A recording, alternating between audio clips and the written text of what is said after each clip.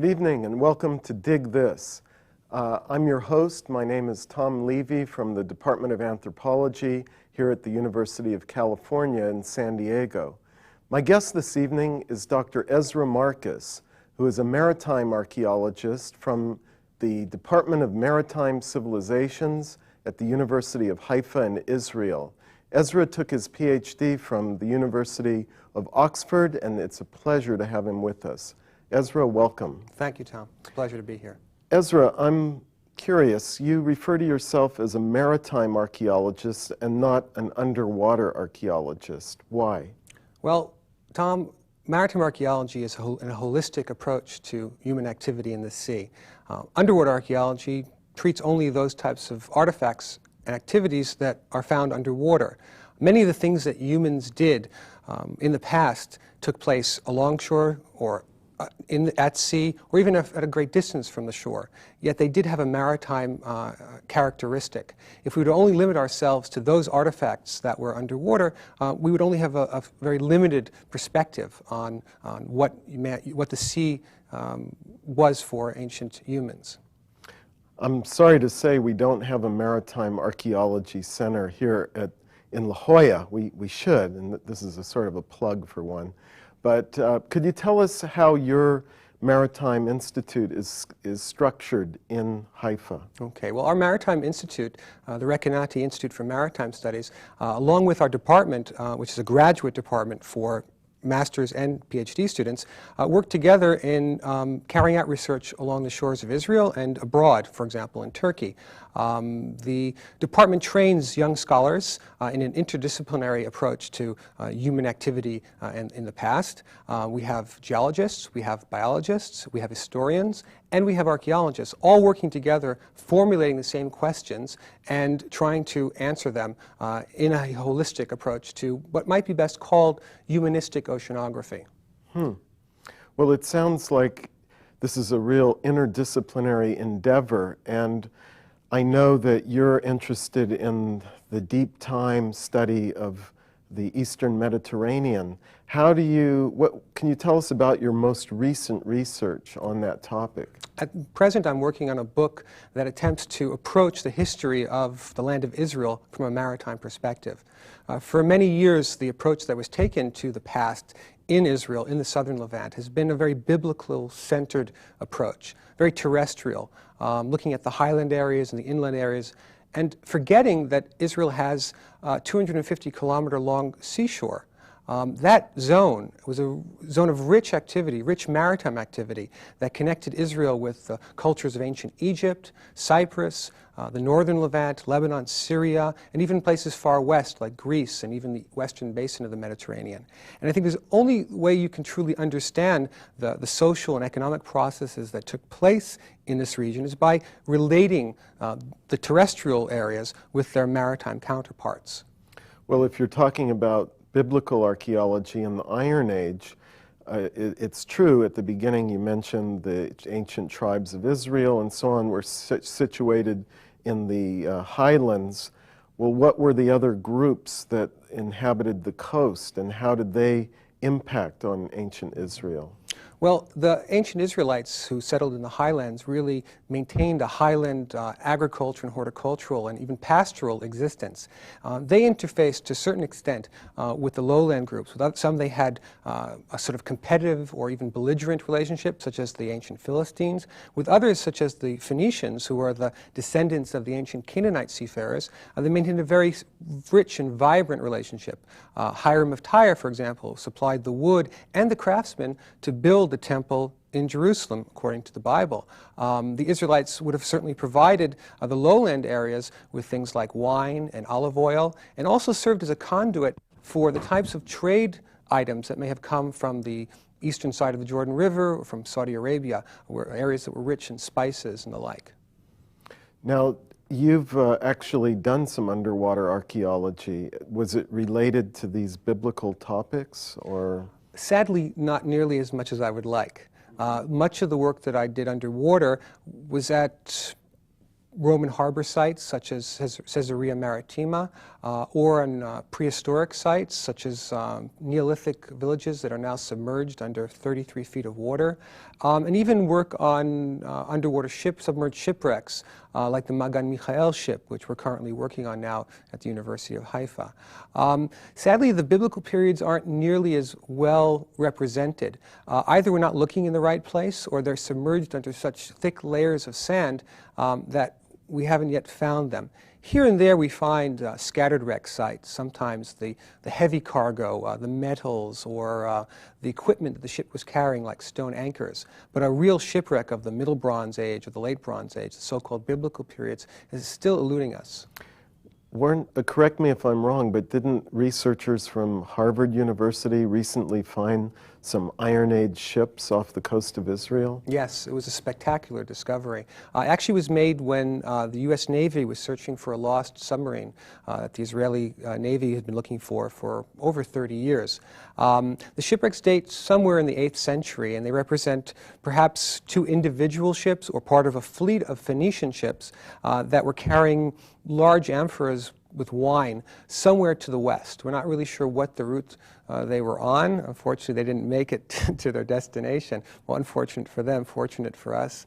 But they probably were heading either out west, perhaps towards the Aegean, maybe even to Carthage, or as the researchers are now suggesting, they were heading to Egypt to supply Egypt with wine.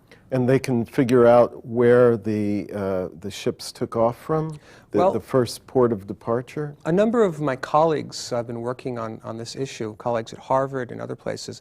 The petrography, the mineral makeup of the clays that were used to make these amphora come from somewhere in southern Lebanon. And so Professor Larry Steger of Harvard University is concluding that the wine shipments were probably coming from Tyre or from Sidon, very important port cities in southern Lebanon.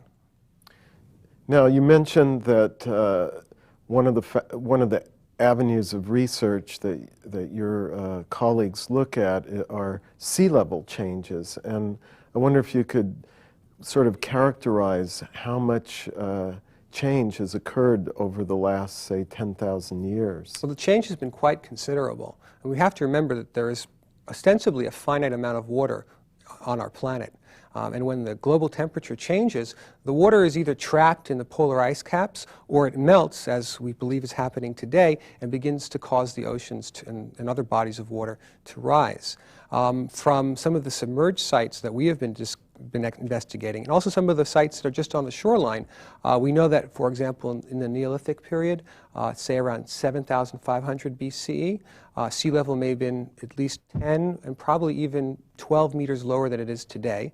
And then it rose fairly rapidly, and then by about 4,000 BC, it was somewhere in the neighborhood of 6 meters below sea level. Well, hang on. If it's 10 meters below sea level, how much additional land surface would that open up? Well, it would have opened up quite a very wide coastal plain.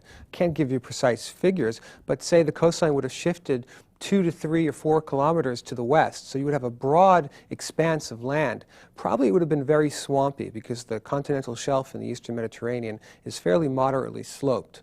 And so the water wouldn't have been able to drain very well. And that would have been a perfect place for hunter-gatherers to live. They could have hunted there, gathered nuts and other types of fruits. And then as sea level rose and these swamps became salty, of course, humans would have abandoned them and moved inland. And so there was quite a radical change in the landscape as it became seascape. Mm-hmm. Now, when you're actually out there digging underwater, what sort of methods do you use? Well, we tried to attain the same level of, or the same standards that terrestrial archaeologists seek to attain. We map everything out three-dimensionally, but we have to use different types of technologies. You can't just simply take a shovel and fill up a bucket and move sand. We use an airlift or a dredger. These are like underwater vacuum cleaners that suck the sand. We can suck sand very quickly, or we can do it gently when we're in areas where we consider the remains to be very, very important. We use different types of mapping devices. Some of them are quite high-tech. Some use ultrasonic methods, some use lasers, and that way we can recreate the site underwater just in the same way that archaeologists on land can. Well, I'm a terrestrial archaeologist, I guess, and working in the desert, And for us, when we excavate house floors and so on, it's very important to sieve the cultural deposits. How can you do that? Well, actually, it's much easier to do it near the sea. I mean, the sediments and the botanical remains and other type of organic materials have already been saturated with water. And so we can use the seawater to sieve through it. We have a very easy, obtainable source of water, unlike in the desert where water is probably quite expensive. And it's a shame to waste it. We have plenty of salt water which we can use for wet sieving. And so that's not so much of a problem. The problem is that all of these saltwater saturated artifacts have to be treated. They no longer have their cell consistency. And so if we were to let them dry out, they would simply turn to dust. And so for all the organic materials that we find, there's usually a long process of conservation ahead of them before we can really even touch them or study them and show them to the public. Is this a more expensive endeavor, underwater archaeology, than digging on land? I think digging on land is catching up pretty quickly because some of the demands we're putting on ourselves on land have increased. But just to think about every excavator who comes out to dig has to purchase diving equipment for himself. We have to provide compressors, sometimes boats. And then there's the long conservation process. I can tell you from the Magan Michael ship project that we had to spend 3 to 5 years conserving the hull of the ship. Is that the so-called Jesus boat? No. No, that's... This is a ship that sank sometime around 400 BCE. Okay. The so-called Jesus boat, which also had to go through a very long and very expensive conservation process, that dates from the 1st century CE, and it's from the Sea of Galilee. The Magan Michael ship comes from the Mediterranean, south of Haifa. And so it's a very long process. It's very scary at times. You're dealing with very, very dangerous chemicals. You have to control them very carefully. The method we use, for example, which involves polyethylene glycol, is basically like a waxy substance, which is used to impregnate the wood, or what's left of the wood. And when it's heated up, it can be quite volatile. In fact, it's almost like, if imagine you're near it, you basically have a wax candle that you could light, so you can't have any flames near it. Also, if you can't control the temperature, and it all suddenly gets cold quickly, your entire ship could become a block of wax. And so it's very, very complex, and we have some of the leading figures in the field today. Dr. Yak Kahanov, one of my colleagues and friends, is considered a leading expert in conservation and reconstruction of ancient hulls. Now, in terms of your own research, I know you're interested in beginning a new project at a place called Tel Cordani. How does that fold into this deep time study that you're writing your book on? Well, my initial work had focused primarily on the Middle Bronze Age. This is a period of around 2000 to 1750 BCE when most of the ports were founded along the coast of Israel. And I really looked at this period as a seminal phase in the history of the country. But as I broadened my view, I realized that there were things happening before the Middle Bronze Age. That even in the first urban period in the history of Israel, the early Bronze Age, there was some maritime activity going on, primarily between Egypt and Lebanon. Lebanon would supply Egypt with timber, wine, organic products like olive oils, and things like that. And Egypt in return would provide all kinds of finished goods. And so there was this bustling trade going between the Nile Delta and the coast of Lebanon. But I often wondered, where were the ports in between? Didn't these ships call somewhere to get provisions? Maybe they would go out in a storm and need a shelter. And so I began to look more closely at the coast of Israel. And I noticed that there was a site in the Akko Plain which seemed to have similar types of artifacts, particular types of pottery, which we know were being exported to Egypt. And so I wondered if this particular location could have been an export point for the trade going to the Nile Delta and to Egypt. And as I looked at the site, I realized that it's landlocked today. It's about 4 to 5 kilometers from the sea. But as I looked into the research, I noticed that most of the geologists who had studied this region had said that what was dividing the site from the sea were sediments that were fairly recent in date. Now, on the Israeli coast, you have these things called Kurkar ridges. Were they blocking the entrance to your site? Well, it's not really clear yet. We know that the site is somewhat swampy today. But that swamp seems to be fairly recent in date. Some of our initial work has shown, based on geological corings, that the swamp is fairly young. And so that if you remove... Young meaning? Well, 500 years, maybe 1,000 years, not that much longer. And if you remove the sand and the site, which actually has a spring which supplies water to one of the local rivers, is allowed to flow freely, unimpeded by the sandstone ridges, the Kurkar ridges, or by the sand, then it's quite possible it might have flowed into the sea much closer to the site and could have then have served as what we call a river mouth anchorage, where ships would have been able to enter and actually reach the site. And so in order to answer this question, we have to formulate our questions using geologically informed reasoning and anthropologically or archaeologically informed reasoning. And so you have to work very closely with your colleagues from the natural and physical sciences in order to answer these questions. So, okay, so you're going to have the on-site archaeology on the mound next to this river, but how are you going to tackle that problem of, you know, how ships actually made their way upriver? Well, at the same time that we're working on the mound, we're also working with geologists.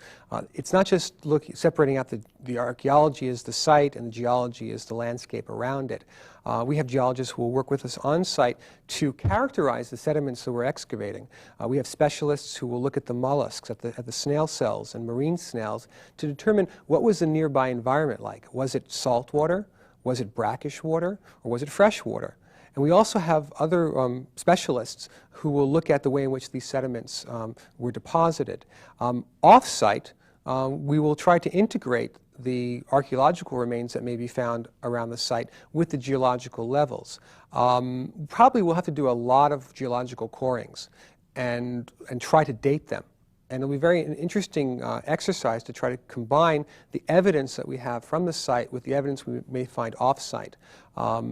There's really has to be this sort of holistic approach if there's any hope that we can get any answer out of this particular location.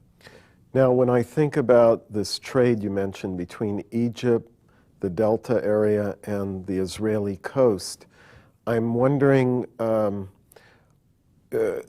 would assume that they would want to hug the coast. Is that what you envision? Or how did they sail? What was the route? Yeah, actually the most dangerous place for a ship to be when it's in distress is near the shore. Really? Certainly, because if you have a wind that's blowing on shore, what we call a lee shore, the ship will be thrown against the breakers, against the rough waves, and eventually wreck. And that's exactly how most of the sites that we have found have been formed. Ships were thrown against the shore. Ships didn't have engines, they had square sails, and so they were limited in the way in which they could sail. They sailed with a following wind, with the wind behind them. If they were better constructed and have a certain type of rig in later times, they could sail with a side wind.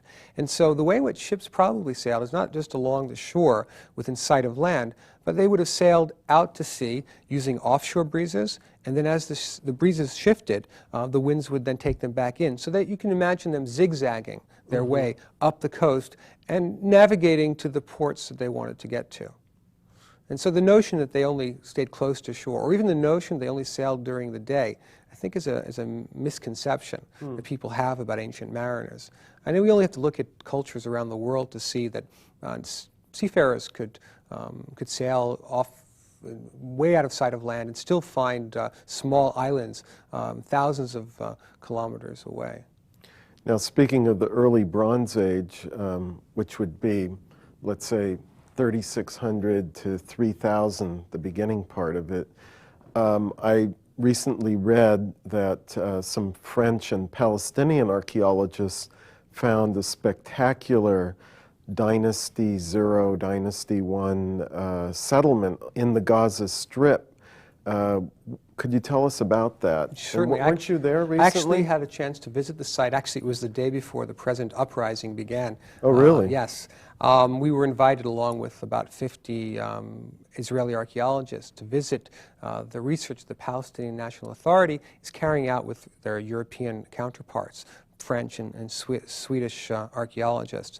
And so we visited the site, which is called Tel Sakan. It was found during a development for an apartment complex, and it's extraordinary in the state of preservation. It sits near the mouth of the Wadi Gaza, one of the major dry wadis that run into the sea, and actually an area that even up until, well, the 1950s, aerial photographs show that it was inundated with water and might have been a small kind of anchorage, perhaps even in antiquity, that's unsure. But the site has extraordinary quantities of Egyptian material. Now, wait a minute. Is this similar to the setting that you described for your site? Yes, but somewhat An earlier. inland anchorage? Yes, yes, but somewhat earlier. But I don't think that we can rule out the possibility that this site actually had a maritime component. We can't see it in the material finds yet, but it's possible that that's one way in which it connected with Mother Egypt, partially by land, partially by sea. But the site is rich in its preservation, it's rich in its material finds. It really is a very Egyptian site, and surprisingly, it's fortified. And I think that's a major contribution to our understanding of the development of social complexity and development of urban life in the southern Levant during this crucial period. Well, speaking of the uprising, I also read that some Palestinian demonstrators destroyed a very famous archaeological site, a holy site to the Jews called Joseph's Tomb. How do the people in Israel feel about those kinds of events? Well, they're visibly upset, as you can imagine. It's very similar to the feelings of people, Buddhists and others around the world, to the activities of the Taliban now in Afghanistan, tearing down these enormous statues. We need to protect cultural heritage. It's the heritage of all mankind. And when archaeology begins to become a tool of the politicians and the ideologues and becomes a target, I think everyone is going to lose. In the case of Joseph's tomb, it's actually a sheikh's tomb, which is identified as the site of Joseph's burial. And fortunately, they didn't tear it down. They tried to, but eventually police and the Palestinian National Authority intervened. But it's scary. We know that there are many Palestinians who care a lot about the cultural heritage of this region. They don't want to see it destroyed any more than we do. And it's our hope, and in fact, the whole purpose of that visit that we had, which unfortunately was ill-timed, was that we could work together and find a way of forging a new future also through cooperation in archaeology. Has there been any contact since the outbreak of the violence? As far as I know, very little. I mean, I'm sure there are personal contacts. I've been here for much of that time, so I don't really know. But nothing on a sort of institutional level. And the truth is, they have to set themselves up. They have to develop their own independent archaeology, and so that we can talk to them as peers. They don't need us, and we don't need them to carry out our own individual archaeology research and projects. But if we work together, much in the same way that your work in Jordan or the collaborations between people working in Egypt and Israel have shown that we can come up with research questions and also come up with answers that in the past we weren't able to do. And so we have more to gain from collaboration. Well, I'd like to ask one last question, Ezra, and what's your take on the future of maritime archaeology in the Eastern Mediterranean? What are the main issues that people are going to focus on? Well, there are a number of issues. Sea level change is a very big one. As the greenhouse effect is impacting on all of us, we need a baseline. We need to know how sea level was changing before the Industrial Revolution. Is it a cyclical phenomenon that might have nothing to do with our industrial pollutants, or are we causing this sea level rise because of our pollution of the environment and the so-called greenhouse warming effect? Other issues that are more archaeological in orientation, I think, are deep water sites. New technologies have been developed, such as those that discovered those 2 Phoenician wrecks, and that will be a whole new vista, which we can't really even know where it's going to lead us. The other thing is simply education. People need to know that humankind has a very long history of activity at sea. And I would like to reach a day, maybe, where students will, even young students, will think that the greatest invention of the ancient world wasn't the wheel, which you needed someone to pull, obviously, but the sail, which harnessed natural energy and enabled man to conquer islands, to colonize distant places, and cross oceans. Well, thank you very much, Ezra. And I'd like to thank our audience and hope to see you next time.